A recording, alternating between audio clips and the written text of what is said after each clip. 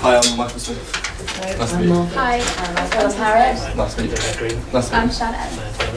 Charlotte, Harriet. Hi, nice to meet you. Margaret. So Nice to meet you. Here is my proposed research.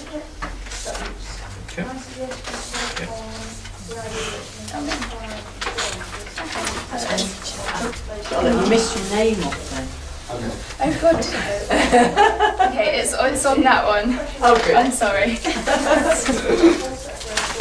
These are more details and academic papers. Just pop them down so you don't use your ties. And all my references are on the good sheet. Oh, three of you. Do you want to introduce yourself? He's already done that. Ben. Hi, Margaret. Ben. Hi. I do all that down here on the Grove Place, but most of them owners. Good morning. I'd I'd like to take this opportunity to thank you for giving up your time this morning in order that I may explain to you the details of my research project. My project will be based around non-native species, specifically looking at Crepidula fornicata, the slipper lip. Oyster populations are under threat in this region. Research has shown that since its introduction from America, population of C. fornicata continues to increase in the same area. My objective is to research and establish if there is a direct link between the locations of oyster beds and limpet distributions. Me and others, yeah. This issue is costing the oyster industry over £1 million a year. I intend to carry out several transect surveys at various locations within intertidal zones. With my information, I intend on producing a detailed GIS map of the distribution of C. fornicata, and using statistical analysis, I can compare sites with distribution. Thank you for listening. Hi, I'm Michael Smith. For my research project, I will be investigating population abundance of invasive species in the Fowl estuary. Invasive species are organisms that have intentionally or accidentally been introduced to an area from their native geographical range.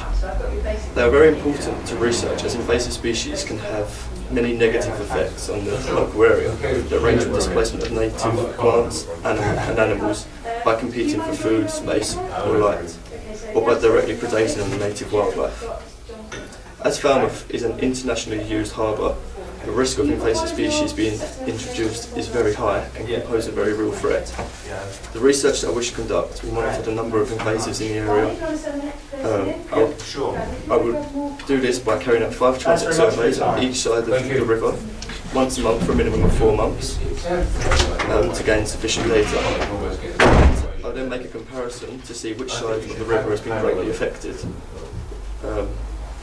The research will also be comparable to formal research conducted by Melbourne West, a former original student, and it also used the same methods used by Pamela Thompson in 1992. As the research spans across at least 4 months, it can also monitor changes in seasons. Hi, I'm Ben. I'm doing a similar thing with these guys. I'm looking at doing invasive species in the fowl. What I'm thinking of doing is doing a comparison between winter and spring. Hopefully I can use these guys' results from the summer as well, because I'm going to be away this summer. Basically what I'm looking at doing is doing at least 5 locations, hopefully areas that National England have already set out, because they're doing a survey every 6 years for invasive species around the fowl. But they need more data to be inputted into that, because every 6 years is a really good period of time to do a survey. So hopefully I'll choose locations that they choose, locations that the past second years have chosen as well. And also like I said, Dr. Tomset's results and data, I'll try and do similar areas to them. I'll be also measuring like abiotic factors, like salinity, temperature, to see like what conditions the invasive species thrive under best, and hopefully this data will help other people when they have problems with invasive species in their areas too. I'll be doing probably minimum of two transects at each location. A 50-metre transect with 3 transects at every 5 metres to get an average of population sizes. Hopefully I can measure as many different species as possible. And, Do you have any questions or suggestions? Are you looking at invasive species in terms of when they've grown, when they're fully colonised, or are you going to be looking at it in terms of, so it's sort of hull fouling and things like that, or are you looking in terms of ballast water when they're younger in there? It'll be more of the colonising of the area. Yeah. When we go to an area, we'll put our transects and following Pamela Thompson's survey, if it's over 50 metre transect, it's every 10 metre intervals, or under 50, it's every 5 metre intervals. yeah, I did mention that I'd be doing mine from the littoral shore up to the beach. So are you both doing the littoral shore? Yeah, we're both doing the intertidal zones. How are your 2 projects going to be sufficiently different? Mine's comparing the population sizes in winter and spring. Mine will compare the east to the west side. Can you come back there again, please? For what We've got reason? 6. Because the pool is on the west side of the river, there should be more invasives along that stretch, technically. What about all of the long-term layups up the north side of it? Yeah. Recreational moorings. Yeah, this will, closer to the actual harbour, there should be a greater amount coming in with the ballast water of the larger ships. But then looking at like the yachts and the smaller vessels that travel up the river, we're going to see if there's been any real difference between each side. So would a general distribution, rather than east-west, map to locations of possible transfer be more relevant? Because ballast water is actually more likely to be let out in the bay. It's not very rarely will it be in the harbour. Yeah. We'll be using 6 tanks. And that more likely for the type of invasives you're looking at on the littoral shore, it's probably the recreational craft that bring it in. A hormone. Yeah, so And there'll be invasives that are hopping around the country coast rather than something that's coming from international waters. okay. It might be worth having a chat to some of our shipping guys and finding about the practicalities of actually what happens, where the ships lay up, where the boats lay up, how does ballast water happen, where would it exchange, what are the rules, because there's guidance and things out there, just to start to get to savvy where it happens and then start to fine tune it a bit, as Jimmy said. Okay, I yeah. mean, how many sites were you thinking of doing east and west? 5 on each side. Oh, 5 on each side. Yeah. So you could. Yeah, they'd be easily spread Yeah, around. we was going to spread it so we covered more or Right, less the okay. whole of the river. So it might.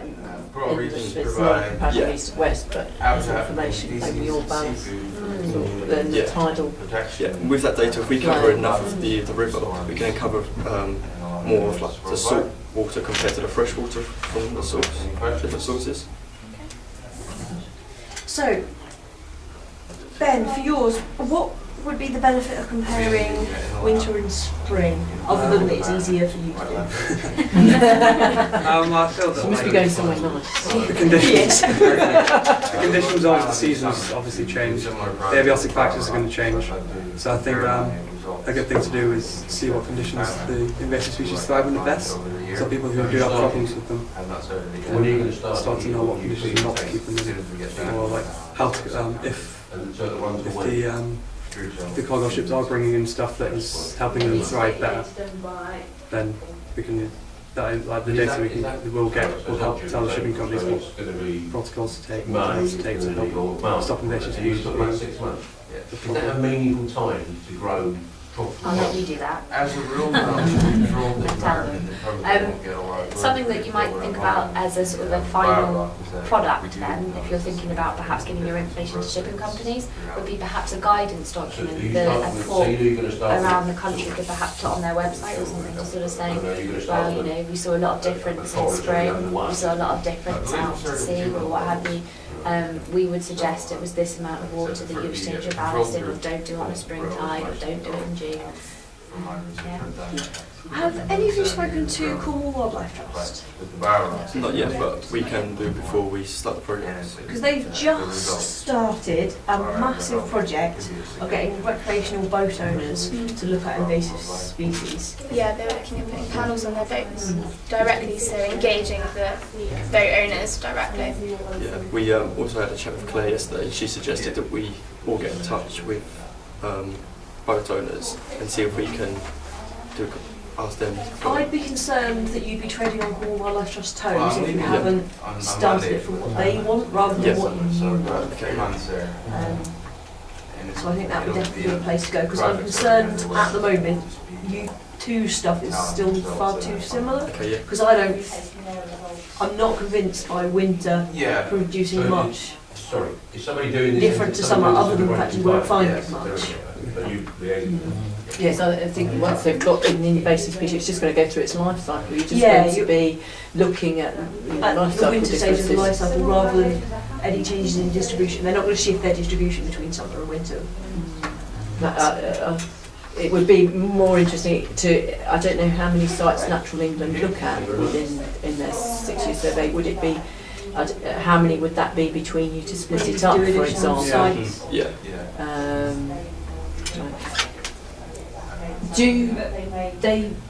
There must be a lot of work already on there. Yeah, there have been provisions put in place, and about 25 million tonnes is the minimum that's removed each year of slip and limpets. That's mainly in the Helford River. But it's causing many other sort of problems fishing-wise, sort of handling difficulties, movement restrictions, and things like that. So have you talked to like the people from the Helford River? Yeah, I have contacts with the oyster fishermen, so I'm going to talk to them. Have you thought about contacting Pamela herself? Yes, she's going to be a research day tomorrow, apparently, so I'm going to introduce myself to her tomorrow. Cornwall Wildlife Trust and Royal Yacht Club are there tomorrow as well, so you might want to double them, because they could be good people. Have you looked at the research that your lecturer who did introduction research? Alex. No, Alex's research paper. I haven't got hold of her paper. I went to look for it yesterday, but it wasn't there. So she is going to send me a copy, I think, tomorrow. Brilliant, or as soon as she because can. hers was much more focused on the capitula than Will's West project was. So it'd be good to see if you could do something that follows on from hers.